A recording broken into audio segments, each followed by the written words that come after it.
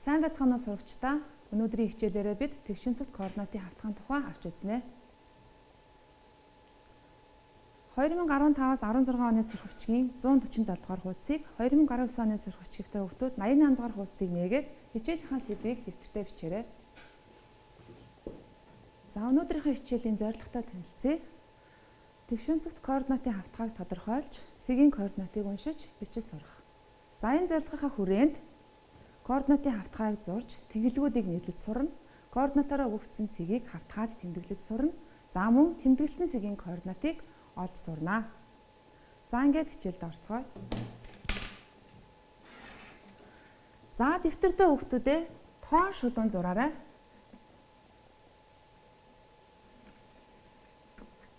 За бид нар тоон шулууны тухай бол өмнөх ангиудаа авч үздэг байгаа.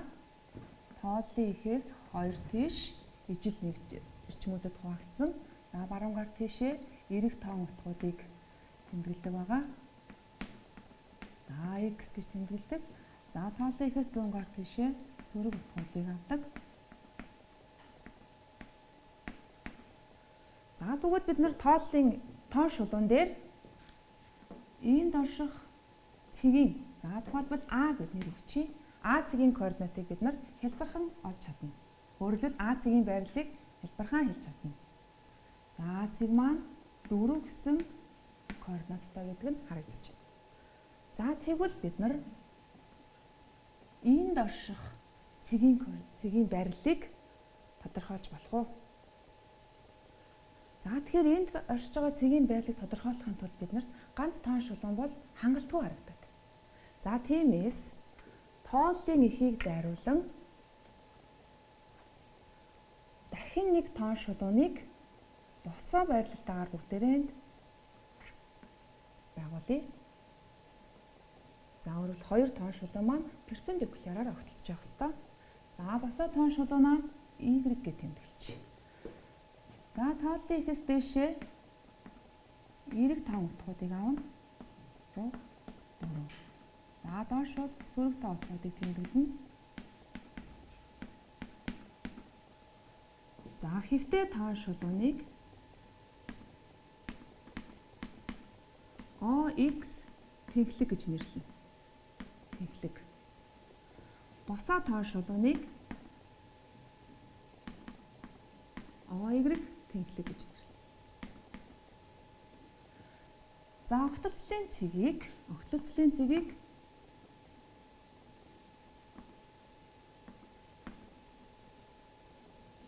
координатын их гэж нэрлэнэ.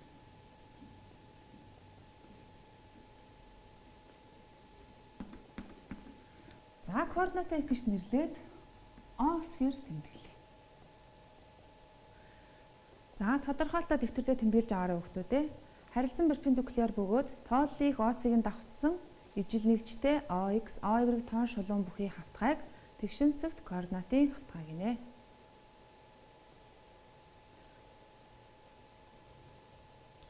За Францын математикч Рене Декарт цэгийн байрлал тогтоох координатын аргыг анх нээсэн учраас координатын хавтгааг түүний нэрээр Декартын координатын хавтгай гэж бас нэрлэдэг байна. За одоо самбарт координатын хавтгай дээр тэмдэглэсэн энэ цэгтээ бүгдээрээ B гэд нэрлэе.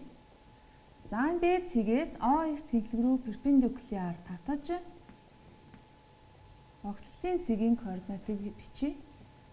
За огтлын цэгийн координат маань 3. За OY тэнхлэг рүү мөн аль перпендикуляр татаж огтлын цэгийн координатыг бичвэл 2. За B цэгийн байрлалыг тодорхойлохдоо эхлээд OX тэнхлэг дээр 3, OY тэнхлэг дээр 2 гэсэн утгыг гаргаж байна. Тэгэхээр эхлээд X координатаа төрүүлж чинь дараа нь Y координатаа бичиж байгааг анзаарч байгаа хаа. За тэгвэл одоо бүгдээрээ энэ хавтгай дээрээ 2, 3 гэсэн координатаа цэгийг тэмдэглэе. За өөрөлдвөл энд байгаа цэгийг за C гэдэг бичиж. За C цэгийн координатыг бичвэл OX тэнхлэгийн 2 гэсэн утга харагдаж байна. За OY тэнхлэгийн 3 гэсэн утга. Тэгэхээр эдгээр хос тоог тухайн цэгийн координат гэж нэрлэдэг байна. За C цэгийн хувьд 2-ыг бол x координат, 3-ыг нь y координат гэж нэрлэдэг байна. За координатын тэнхлэгүүд маань дөрвөн үндсэн хэсэгт бол хавтгааг хуваасан байна. За баруун дээд талын хэсгийг 1-р мөч гэж нэрлэе. За 1-р мөчөөс эхлээд цагийн зүүнний эсрэгээр 2-р мөч, өөрөлдвөл зүүн дээд хэсгийг 2-р мөч гэж нэрлэе. За зүүн доод хэсгийг 3-р мөч, баруун доод хэсгийг 4-р мөч гэж нэрлэе. За бидний түрүүн тэмдэглэсэн CB цэгүүд маань 1-р мөчөд оршиж байна. За тэгвэл 1-р мөчөд оршиж байгаа эдгээр цэгийнхаа координатуудын тэмдгийг бүгдээрээ анхаарай. За B цэгийн хувьд X координат нь -3, Y координат нь -3 гэж. За тэгвэл 1-р мөчөд байрлах цэгийн координатын тэмдгүүд нэмэх байдаг байна. За одоо багш нь 2-р мөчөд дурын цэг тэмдэглэе. За уг цэгээ D гэд нэрлэж. За D цэгийн координатыг бичвэл D цэгийн X координат нь хасах 3, Y координат нь 2 дээр ирж. За координатуудын өмнөх тэмдгийг анзаарах юм бол X координат нь хасах тэмдэгтэй, Y координат нь нэмэх тэмдэгтэй байдаг. За тэгэхээр 2-р мөчөд альва цэгийн координатууд за ийм тэмдэгтэй байдаг байна. За 3-р мөчөд мөн аль багшны дурын цэг авъя. За энэ цэгээ Y гэж тэмдэглэж. За Y цэгийн координатыг бичих юм бол X координат нь хасах 4, Y координат нь хасах 2 дээр ирж. Тэгвэл 3-р мөчөд орших цэгийн координат маань хасах гэсэн тэмдэгтэй байдаг байна. За 4-р мөчөд. За энд F гэсэн цэгийг тэмдэглэе. За F цэгийн координатыг бичих юм бол X координат нь 3, Y координат нь хасах 2 гэж. За өмнөх координатуудын өмнөх тэмдгийг ажиглах юм бол X координат нэмэх тэмдэгтэй, Y координат хасах тэмдэгтэй байна. За ингээд одоо үздсэн зүйлээ бүгдээрээ баттгаад за дараах дасгалыг ажиллая. Зурагт дүрслэгдсэн онгоцыг математик онгоц гэж нэрлээд за онгоцыг дүрсэлж байгаа цэгүүдийн байрлалыг тодорхойлъё.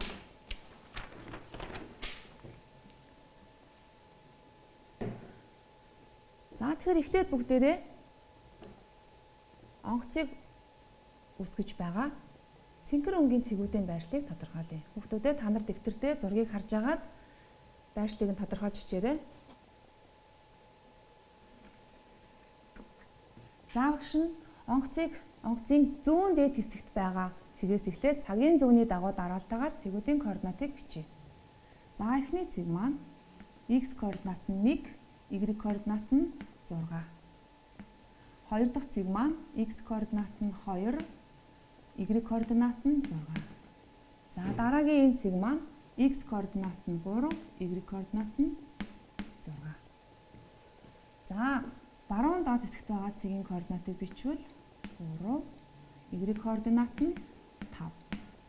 За дараагийн цэгийн координат X координат нь 2, Y координат нь 5.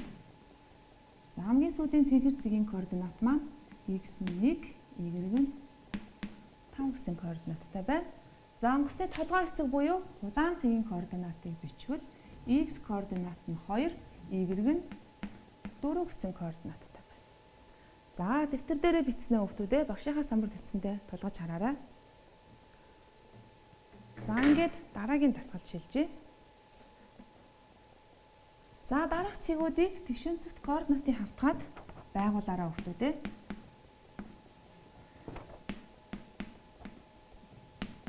За энэ цэг нь хасах 4, хасах 3, L цэг тэг 3, K цэг хасах 2, тэг.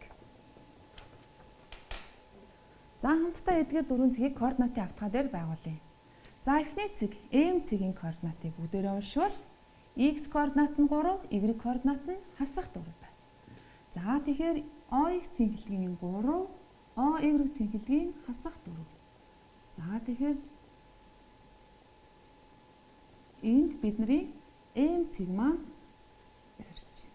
За M цэгийн координат 3, Y координат нь хасах 4 гэж байрлаж байна. За дараагийн цэг N цэг. N цэгийн X координат нь хасах 4, y координат нь хасах 3 гэж. За тэгэхээр энэ цэг маань энд байрлаж байна. Хасах 4, хасах 3. За өөрөөр хэлбэл координатын хавтгай нь 3 дугаар мөчид энэ цэг маань байрлаж байна. За L цэгийг байгуулах юм бол x координат нь тэг, y координат нь 3 гэж. Тэгэхээр L цэг маань энэ OY тэнхлэг дээр оршиж байна гэсэн үг байна. OY тэнхлэг дээр оршиж. За дараагийн цэг K цэгийг байгуулъя. K цэгийн маань x координат нь хасах 2 гэж байна. Y координат нь тэг.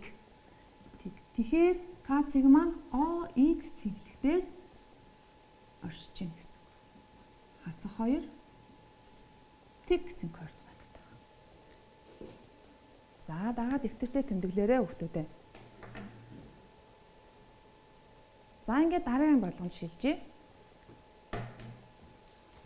За дараах цэгүүдийг координатын хавтгаад тэмдэглээд дараалалаар нь хэрчмээр холбоод дүрс үүсгэх ийм даалгавар байгаа. За бүгдээрээ хамтдаа хийцгээе. За хүүхдүүдээ дэвтэртээ багшаагаа дагаад цэгүүдээ тэмдэглээрэй. За эхний цэг 5 гэсэн координаттай цэг. За OX тэнхлэгийн 5, OY тэнхлэгийн 5 гэхээр энд эхний цэг үүсэж байна. Эхний цэг. За багш нь шууд цэгийг тэмдэглэчихье. За хоёр дахь цэг маань x координат нь 2, y координат нь 4 гэхээр энд үүсэж байна. За тэгэхээр нөгөө цэгээ дараалалаар нь хэрчмээр холбох хэрэгтэй байгаа. За тэгэхээр эхний цэгээ бид нар хоёр дахь цэгтэйгээ холбочих. За гурав дахь цэг 3, 7 гэсэн цэг. За энд үүсэж байна. Одоо хоёр дахь цэгээ гурав дахь цэгтэйгээ хэрчмээр холбоо. За дараагийн цэг 5, 8 гэсэн цэг. Координаттай цэг. За энд үүсэж байна. За энэ цэгээ мөн дараагийн цэгтэйгээ холбоё. За дараагийн цэг маань 7, 7. X координат нь 7, y координат нь 7. За тэгэхээр энд үүсэж байна. За мөн хэрчмээр холбоё. За дараагийн цэг маань x координат нь 8, y координат нь 4. За энд үүсэж байна. Хэрчмээр холбоё. За дараагийн цэг 5 гэсэхээр энд анхны цэгтэйгээ давцж байна гэсэн тийм ээ. За тэгэхээр эндээс тийшээгээ хэрчмээр холбочихно. За дараагийн цэг 5, 2 гэсэн координаттай цэг. За 5, 2 гэхээр энд үүсэж байна. За ийш нь холбочихъя. За одоо сүүлийн цэг маань 4, 3 гэсэн координаттай цэгийг тэмдэглэх юм бол x-ийн 4, y-ийн 3 гэдэг. За энийг иршин хэрчмээр холбочих. За ингээд цэгүүдэд хавтгаад байгуулад дараалалаар нь хэрчмээр холбоход бидний сайн мэдэх шүхэр үүсэж байна. За тэгэхээр хавтгаа дээр цэгүүдийг тэмдэглээд дараалалаар нь хэрчмээр холбохож янз бүрийн дүрсийг үүсгэж болдог байна. За бүгдээрээ дараагийн жишээ рүү оръё. За эдгээр цэгүүдийг координатын хавтгаа тэмдэглээд цэгүүдийг хэрчмээр холбож үүссэн дүрсийн талбайг олно. Өмнөх жишээтэйгээ ерөнхийдөө адилаар. За хүүхдүүдээ дэвтэртээ координатын хавтгаагаа зураад цэгүүдээ тэмдэглээд дараалан хэрчмээр холбоё. За А цэг хасах 3, хасах 2 гэсэн координаттай. За тэгэхээр хасах 3, хасах 2 гэхээр энд А цэг. За А гэж тэмдэглэж. За Б цэгээ байгуулах юм бол хасах 3, нэмэх 4. За тэгэхээр энд барьж байна. За Б цэг. За С цэгийг байгуулах юм бол x координат нь 1, y координат нь 4. За энд манай С цэг байрлаж байна. За Д цэг маань 1 гэсэн координаттай цэг. X координат нь 1, y координат нь 1 гэхээр энд Д цэг байрлаж байна. За Е цэг. Е цэг маань 4, 1. X-ийн 4, y-ийн 1 гэхээр энд Е цэг байрлаж байна. За хамгийн сүүлийн цэг F цэг маань 4, хасах 2 гэсэн координаттай цэг. X-ийн 4, y-ийн хасах 2 гэхээр энд манай F цэг байрлаж байна. За ингээд бүгдээрээ энэ цэгүүдэд дараалаад хэрчмээр холбоол. Ямар дүрс үүсгэх вэ гэдгийг бүгдээрээ харъя.